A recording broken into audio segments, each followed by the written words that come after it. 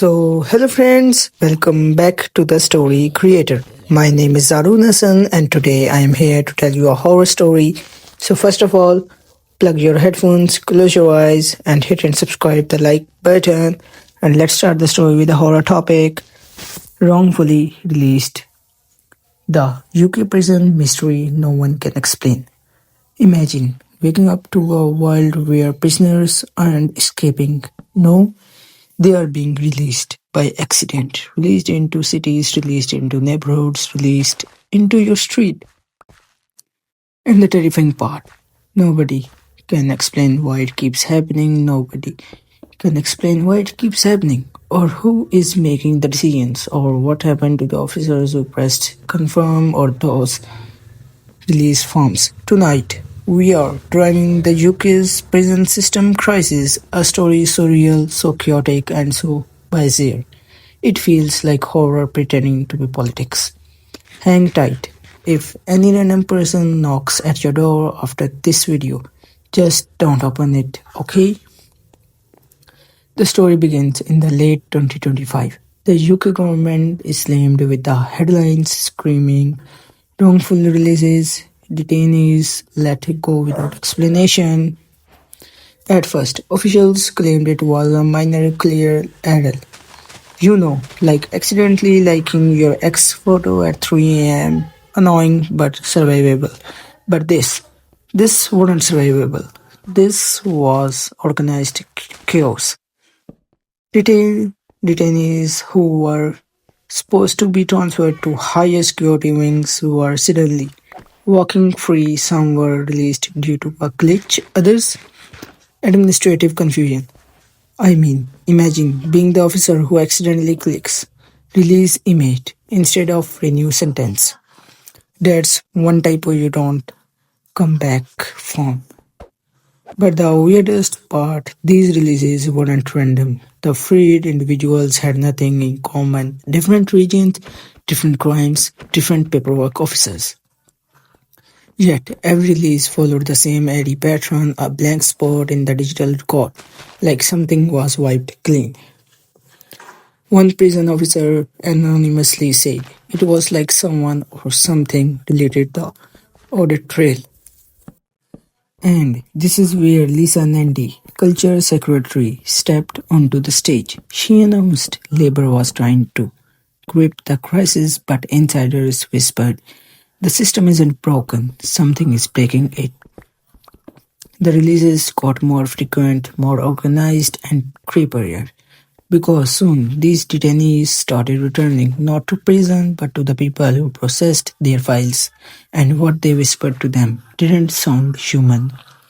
In an emergency meeting, Labour officials vowed to restore order. They launched full digital audits, they froze release systems, they reassigned officers, and then the system shut itself down. Not manually, not by emergency protocol.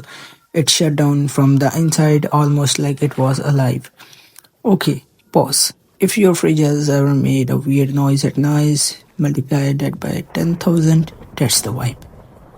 Every terminal that handled image data displayed the same error. Access revoked. No one knew who revoked it, no one knew why it spread to every prison in the network within minutes. Meanwhile, detainees who had been wrongfully released refused to speak. Not to reporters, not to family, not even to lawyers. Some claimed they didn't remember being released, others said they felt like they had been sleepwalking. One prisoner said, I woke up outside the gates. My name wasn't my name anymore. Creepy? Right. But here's where the crisis turned supernatural feeling, even though it was still entirely real. Several officers reported seeing strange symbols appearing briefly on their terminals like encrypted codes, like something had been rewritten deep in the system. One officer thought he saw a face in the static of a mirror. When he blinked, it was gone. Government officials dismissed all of this. They blamed software updates, reduced staff, old systems. Sure, because old system totally draw symbols and erase prisoner audit logs by themselves. But the scariest part wasn't the glitches, it was the disappearance. By week 3 of the crisis, 8 prisoners administrators went missing. No forced entry, no sign of struggle, phones left behind, laptops wiped clean. Each had processed at least one wrongful release. A ninth administrator vanished, but this time they left a note that simply said, "It's not a glitch." The crisis hit its peak when the Ministry of the Justice attempted a full digital reboot. Everything shut down: servers, terminals, corridors, even the electric locks. For 2 minutes and 46 seconds, UK prisoners went completely dark. When the system came back up, the detainee count didn't match, not by 1, not by 5, but by 34 missing inmates.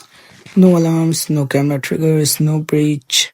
They were just gone. One MP whispered to a journalist, "It's as if the prisons let them out on their own." Let the part no one talks about publicly, those 34 weren't seen on CCTV leaving the grounds, no gates open, no fences were cut, no tunnels discovered. It was like they dissolved into the darkness.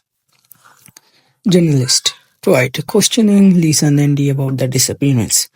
She insisted the government was gripping the situation, but her eyes told a different story. Fear. Fear that they weren't dealing with a simple crisis. Fear that something far deeper, far darker, was rewriting the rules of the system. Some officers started claiming the prisons themselves felt alive. Door opening before they touched them, lights flickering in patterns, whisper near the cell despite empty hallways. And then came to the final twist. 2 weeks later, one of the missing detainees was found sitting calmly in a Glasgow police station lobby. He wasn't injured. He wasn't confused. He just smiled and said, "I was put back, but not by you." The recording ends before he finishes the sentence because the lights go out, and when they come back, he's gone again. Authorities found something under his seat, a printed release slip, time stamped for a date that hasn't happened yet. If you want more true feeling horror stories based on the real life events, hit that subscribe button and turn on the notifications. Because the world is getting stranger, and every day another system glitch comes out of the dark.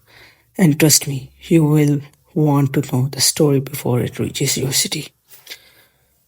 So, if you find any mistake in this story, let me know in the comment section and I will try to improve it. And before going from the video, hit that subscribe and the like button so we can meet in the next story and other night. Take care. Bye bye.